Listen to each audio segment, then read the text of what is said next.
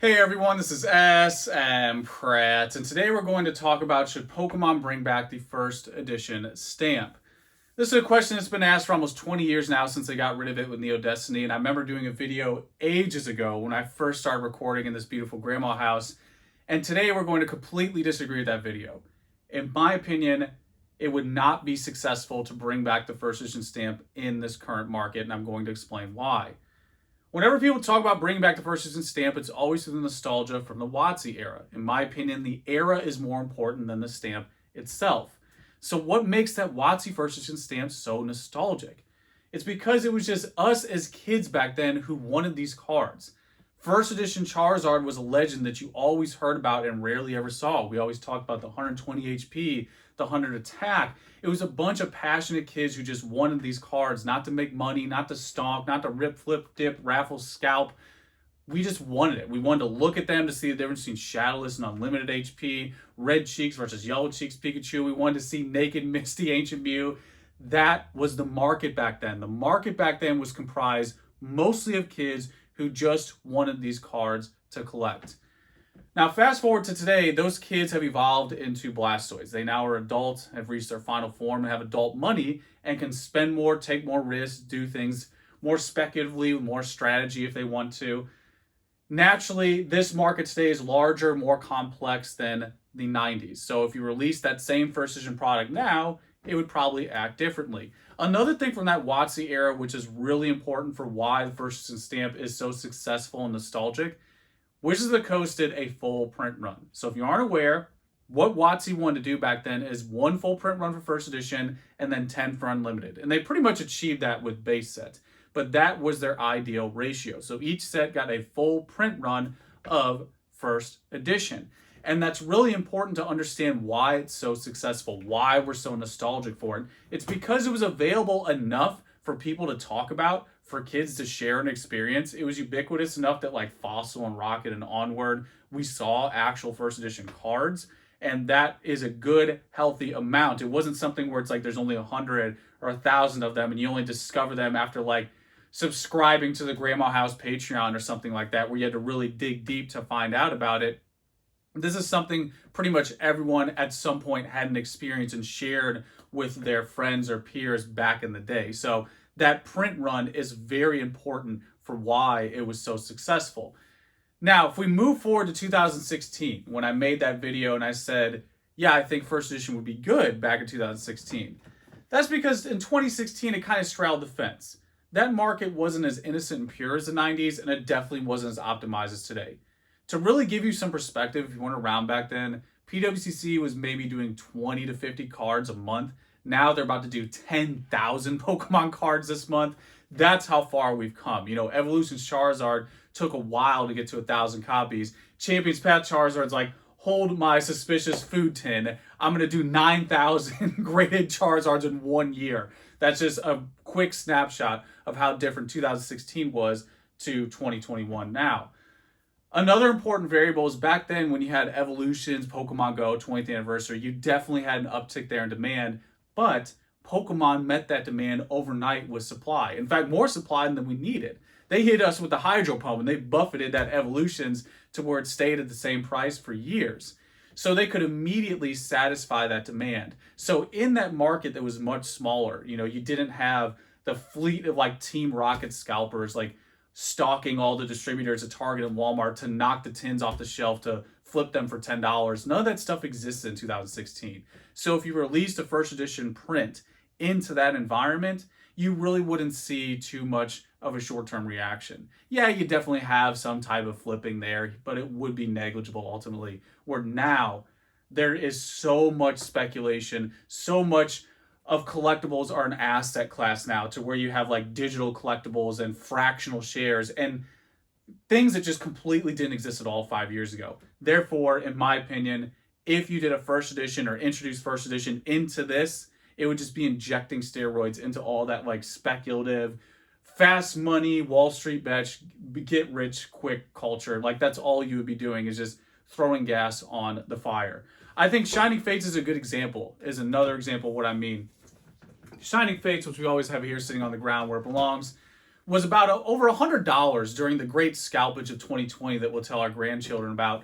Back when you couldn't find these either in your store or online under $100, it's because supply was low and demand was high.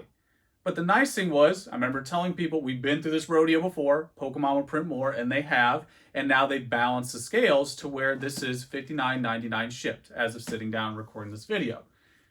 However, if this had a fat, juicy first edition stamp here on this box, it'd be a lot more difficult to balance those scales. When you add that differential to it, that would be more on the side of, oh, this is limited. And especially today, I don't know if they would follow the same WotC guidelines of doing a full print run and then going into the unlimited. I'm not sure if they would have those same ratios. Completely different company, different mindset. First edition was never really a thing for Nintendo. And I think that's another important variable for this discussion is that the current generation of kids, like us when we talked about Charizard, Imikuno's Doduo, and all these cards we grew up with, Birthday Pikachu, that current generation of kids today don't know what first edition is.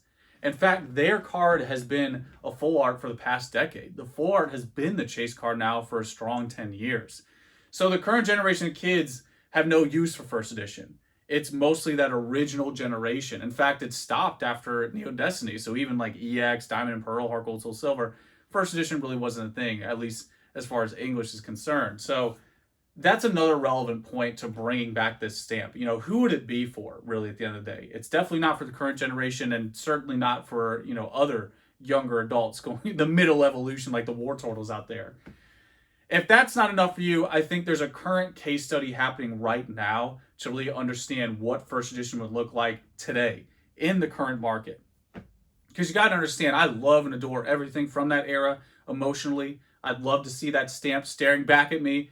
But realistically, when you look at all these startup TCGs, I feel like there's a new one popping up every month that's borrowing a lot of components from Pokemon and Magic and other successful franchises. They aren't really doing what was going on back in the day. It's not catered towards kids. The majority of people in there are adults speculating.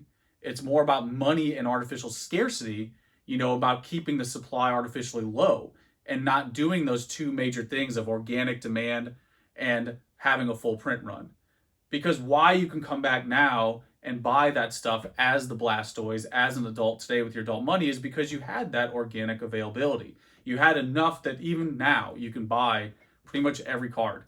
Especially if you go to played condition, you could buy pretty much every first edition card. It's always listed. It's always available because, again, full print run. So if you look at a lot of these new startup TCGs and all these new games or whatever it is coming out of the woodwork, because, again, you have so much demand, so much of collectibles is being treated as an asset class now. There's so much money in it now. What are those new startup TCGs doing?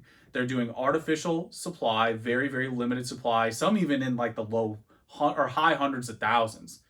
People really need to understand those numbers are rookie numbers. That's sperm of the sperm whale numbers. There are sperm of the sperm whale businesses, hobby shops around your area within a 20-mile radius that are probably doing hundreds of boxes for some of their purchase orders, some even in the thousands. So that's clearly not enough to satisfy the demand of the total market. That's why some of these items in these new speculative TCGs go hand over fist because, again, the pool of supply is so small, you only need a handful of people to really escalate that price. So it's a different ball game today. You have all this digitized fractional shares, NFTs, everything going on now. If that Shining Fates box had a first edition logo on it, it probably would become the new fractional share super flip mode King Stonker. That's what it would probably be because that's a big part of the market today, especially for these very limited esoteric items. Look at all the botting that happens at Pokemon Center. None of that existed back in the day. None of it existed. You didn't even have bots in 2016. You really didn't have bots at all until like 2020 in Pokemon, which, when you look at sneakers and things like the chunky dunkies over here, you had that for ages in sneakers. You really didn't see it too much until the past year in Pokemon, but now it's something that I think is here to stay, unfortunately. So again, more reason for why if you dropped a first edition release today, it'd probably get hit with that heavy scalp, a heavy Team Rocket, that fleet rolling in and with their rented Lambos and Ferraris, flexing their pickups of the first edition Shining Fates ETBs. I think that's what it would be. You'd have a lot of that going on.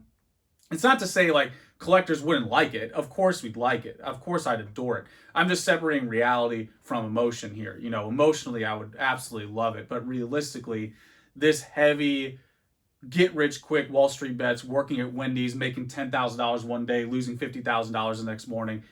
That's something that's not going away anytime soon. So that definitely is bleeding more and more into collectibles as we move forward. And ultimately, I think first edition stamp is really just a thing of the past. When I break down the WotC era and how important the components of that era are for why the stamp was so successful and so nostalgic today, it's simply just a thing of the past. I don't think you can replicate that anymore. I don't think it's something that, you can organically copy, especially because the current generation really just doesn't care about the first edition stamp.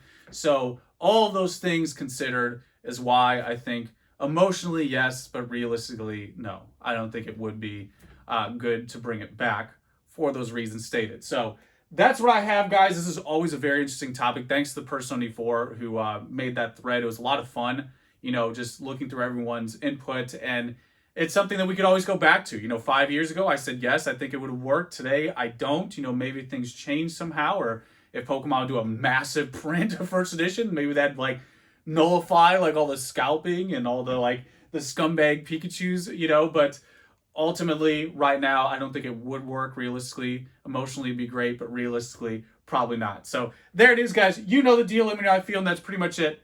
Until next time.